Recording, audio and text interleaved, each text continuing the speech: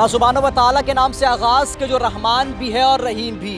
दुरूद लामहदूद वजह तख्लीक़ कायनात हज़रत मोहम्मद मुस्तफ़ा सल्लल्लाहु अलैहि वसल्लम पर। नाज़रीन किराम, एक मुआशरे को बेहतर बनाने के लिए जहाँ मुआशरे के लोग अपना किरदार अदा करते हैं, तो वहीं रियासती इदारों की भी ये जिम्मेदारी होती है कि मुआशरे को बेहतर बनाने के लिए अपना जो किरदार है आप वो अदा करें। इस वक्त मैं मौजूद हूँ ज़िला बस्ती के अंदर, UC2 का ये इलाका है और ग़ालिबन गुलशन सईद है। या हो क्या रहा है, या हो ये रहा है कि आम आवाम की सहूलत के लिए जो सरकारी चीज़ें रखी जाती हैं वो यहाँ से चोरी हो रही हैं। पहले तो बात यहाँ तक थी कि शहरियों को लूटा जा रहा था, शहरियों की जो कीमती अशिया से शहरियों को महरूम किया जा रहा था, टारगेट किलिंग के वाक़यात हो रहे थे। मगर अब यहाँ से जो चीज़ें हैं वो चोरी हो रही हैं। और वो चीज़ें क्या हैं? सिंध सॉलिड वेस्ट मैनेजमेंट की जानिब से जो डस्टबिन रखे जा रहे थे वो यहाँ से चोरी हो रहे हैं। और वो कर कौन रहा है?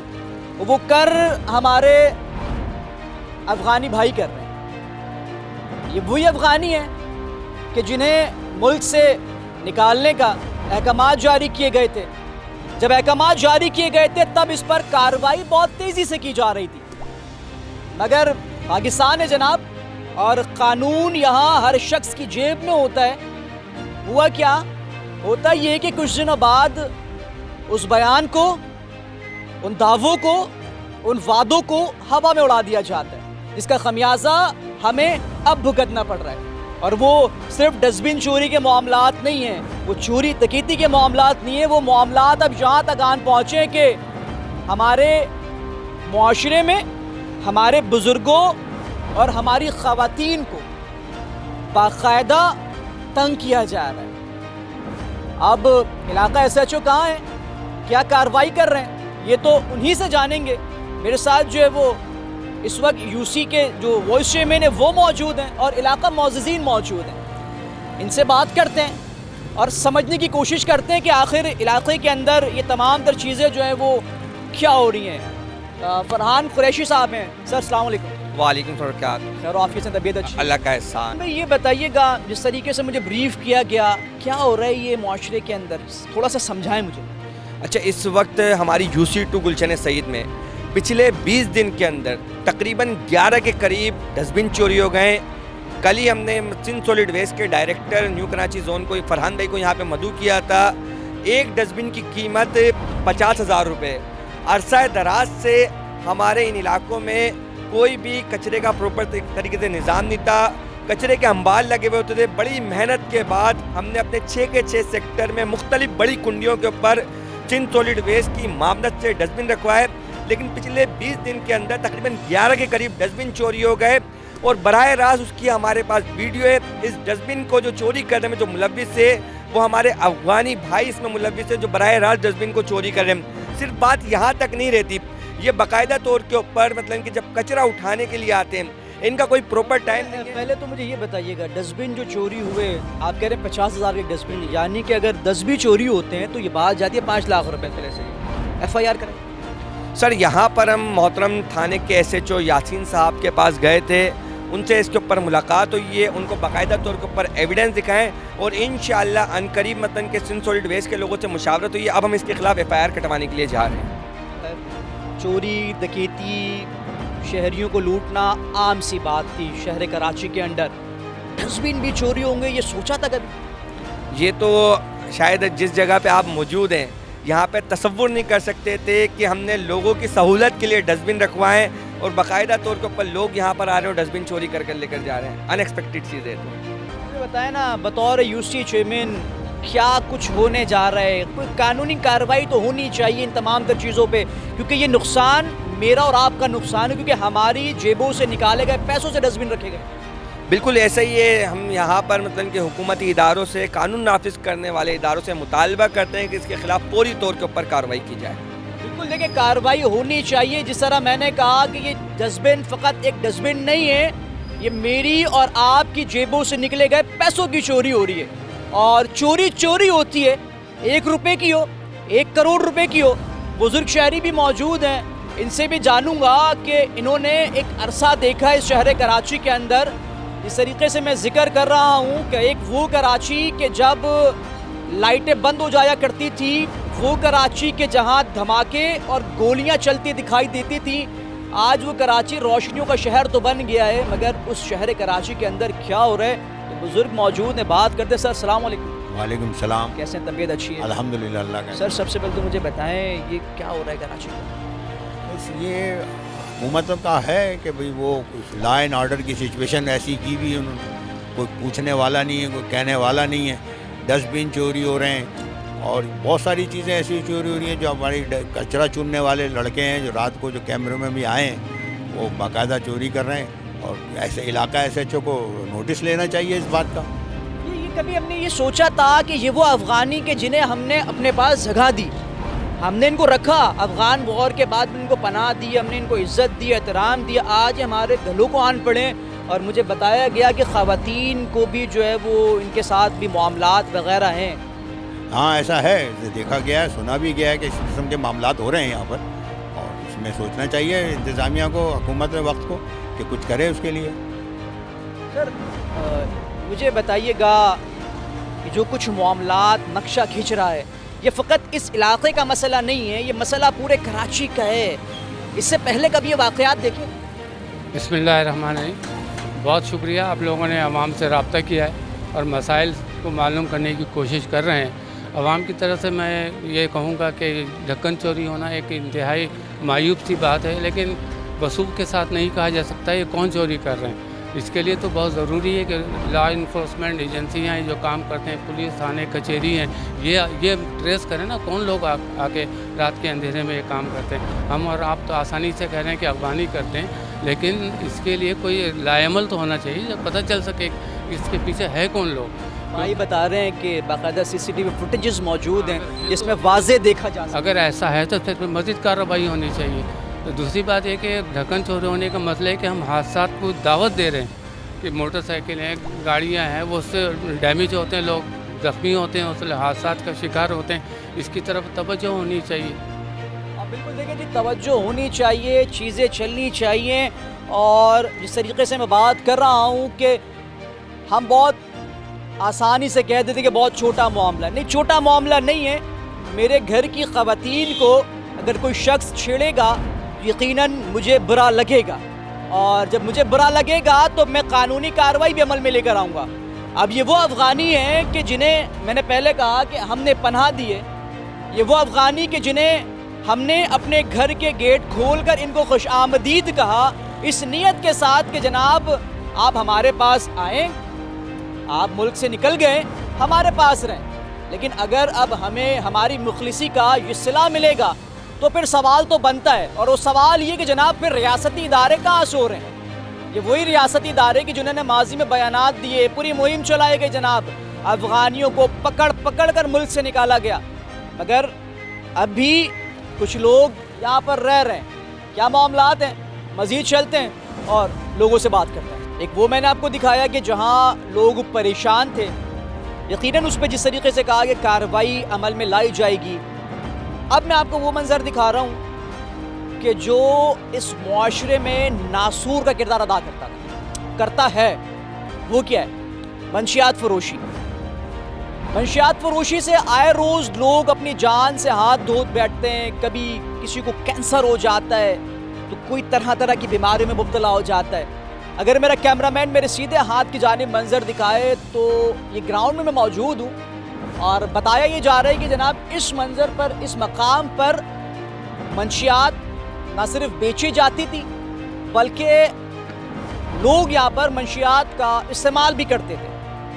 और इससे ना सिर्फ आम आवाम परेशान थी बल्कि यहाँ से आने जाने वाले लोग भी मुश्किलात का शिकार थे। ये बच्चे मेरे इस उल्टे हाथ के अंदर जो बच्चे खेल रहे हैं, ये मुस्तकबिल हैं, और जब इनको आप प्रॉपर तरीके से एक माहौल फराहम नहीं करेंगे तो शायद ये बच्चे आगे चलकर भी यही कुछ कर रहे होते। लेकिन रियासती इदारे, मैं जिस तरह कहता हूँ, बारहा कहता हूँ कि पाक अलर्ट्स हर वो तमाम तर चीज़ें आपको दिखाएगा कि जहाँ चीज़ें अच्छी होंगी हम अप्रिशिएट करेंगे, जहाँ चीज़ें ख़राब होंगी वहाँ हम आपको तनकीद का निशाना भी बनाएंगे। तो ये चीज़ें अच्छी हुई हैं और एंटी इंक्रोचमेंट ने, यूसी चेयरमैन्स ने मिलकर, वार्ड के सदर ने मिलकर, तमाम तर लोगों ने मिलकर इस काम को सरअंजाम दिया है। और देखें, एक गुलदस्ता बनता ही है ऐसे, फ़र्द वाहिद अगर चाहे कुछ करना तो वो नहीं कर सकता। जब तक तमाम लोग एक पेज पर नहीं जमा होंगे, जब तक तमाम लोग मिलकर फैसला नहीं करेंगे कि जनाब अब हमने बुराई के ख़िलाफ़ खड़े होना है, तो यकीन जाने तब तक कोई काम नहीं हो सकता। UC vice chairman Faizan Qureshi साहब मौजूद हैं। पहले भी इन्होंने बात की, हमें उन इशूज़ को हाईलाइट किया। अब जो इन्होंने काम किए हैं यकीनन काबिल तारीफ़ है। इन्हीं से जानते हैं कि कितनी मुश्किलात का सामना करना पड़ा इनको इन कामों में और क्या मुश्किलात। अस्सलाम वालेकुम सर, मुझे ये बताएं कि यकीनन एक बेहतरीन काम आपने किया है, जब काम नहीं हुआ था तो क्या मंजर था? अच्छा, ये इस वक्त हम UC2 गुलशन सईद के सेक्टर 5A1 के ग्राउंड में मौजूद हैं। यहाँ पर एक बड़ी तादाद में चर्च पी जा रही थी, शराब पी जा रही थी, अफीम पी जा रही थी और यहीं से बिक भी रही थी। अच्छा, ये देखें, हमारी नई नस्ल यहाँ पर क्रिकेट खेलती है, यहाँ पर बाकायदा तौर के ऊपर हमारी फैमिलीज आती हैं, ठीक है, यहाँ से गुजरती हैं। तो यहाँ से हमारी माओं बहनों का गुजरना दुश्वार हो गया था, क्योंकि जो चर्ची मवाली शराबी थे, जब भी वो यहाँ से गुजरती थी उनके ऊपर हुटिंग करना, उनके हवाले से मुख्तलिफ जुमले करना, मुस्तकिल तौर के ऊपर लोगों की तरफ से हमारे पास एप्लीकेशन है। उसके बाद यूसी ने इसके ऊपर एक्शन लिया, जिसमें थाना अजमेर नगरी की मुकम्मल हमें सपोर्ट आती थी। अल्हम्दुलिल्लाह उसको अब हमने काफ़ी हद तक यहाँ से कवरअप करवा दिया, जिसमें हमारे थाना अजमेर नगरी का मुकम्मल ताउन हासिल है। इसी तरीके से न्यू कराची टाउन के एंटी इंक्रोचमेंट की पूरी टीम का हमारे साथ मुकम्मल तौर के ऊपर ताउन हासिल है। उसकी बुनियाद के ऊपर हमने कार्रवाई करी। अभी मैं आपको तो आगे लेकर जाएंगे तो दिखाऊंगा भी किस तरीके से वहाँ पे हमने काम करा और अभी भी तकरीबन हमने 90% कामयाबी हासिल कर ली। अभी भी 10% यहाँ पर माफिया के लोग हैं जो गाय बगाए हमें धमकियाँ दे रहे हैं कि तुमने जो कार्रवाई करी है इसके खिलाफ मतलब कि हम भरपूर तरीके से एक्शन लेंगे। कौन माफिया? कौन सा? वही माफिया जो यहाँ पर चर्च बेचती थी, जो यहाँ पर शराब बेचती थी, जो अफीम बेचती थी, उन्हीं लोगों ने हमें थ्रेट दिए हैं। क्या कह रहे हैं? जान से मारने की धमकी दिए, हमारे खिलाफ मतलब कि हर तरह के इकदाम की उन्होंने मतलब कि बताया कि हम आपके खिलाफ इस हद तक जाएंगे कि आप सोच भी नहीं सकते।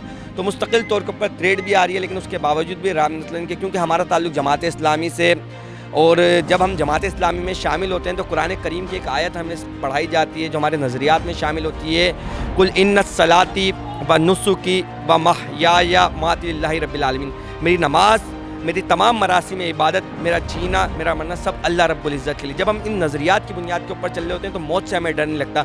हम हक़ के रास्ते पे चल रहे हैं और इसी रास्ते में अगर से हम हमारी जान चली भी जाए तो हम इसको शहादत समझते हैं, तो हर उस अमल के लिए हम तैयार हैं। हम ऐसा नहीं कि हम आने वाले हैं, हमें पता है कि हमें मुख्तलिफ लोगों ने कहा कि आप जिनके खिलाफ बड़े बड़े लोग कार्रवाई नहीं कर सके, आप उनके खिलाफ कार्रवाई कर रहे हो, क्योंकि हम सही पर हैं। तो इंशाअल्लाह इनके खिलाफ कार्रवाई भी करेंगे और अपने इलाकों से इनको भगाएंगे भी।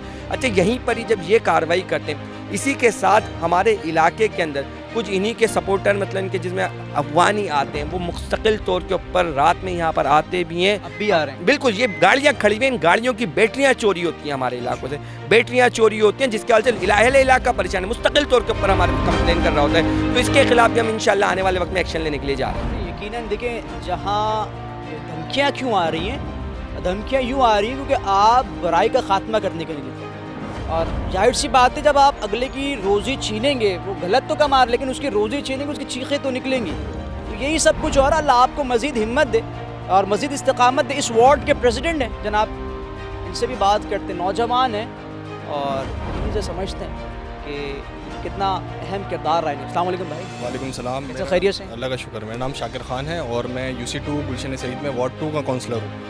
अच्छा, जब हम यहाँ पर मुंतखब होकर आए थे तो बहुत सारे यहाँ पर मसले मसाइल जो है हमें नज़र आए थे आवाम की तरफ से भी, क्योंकि हम यहाँ के रिहायशी हैं तो हमें पहले से ही बहुत सारे मसाइल का अंदाज़ा था। और सबसे बड़ा मसला यहाँ पर कचरे कुंडियों का था। बहुत बड़ी तादाद में यहाँ पर कचरा जमा था। ये आप ग्राउंड भी देख रहे हैं तो हर कोने में बड़ी बड़ी कचरा कुंडियाँ यहाँ पर मौजूद थी। हमारे आने के बाद जो है वो हमने जब सॉलिड वेस्ट के ताउन से यहाँ पर डस्टबिन रखवाए तो आवाम के अंदर भी एक शऊर पैदा हुआ कि यार क्या नाम है, अभी जो है वो सफाई का कुछ इंतज़ाम हुआ है तो हम उसको भी सफाई के लिए इस्तेमाल करें।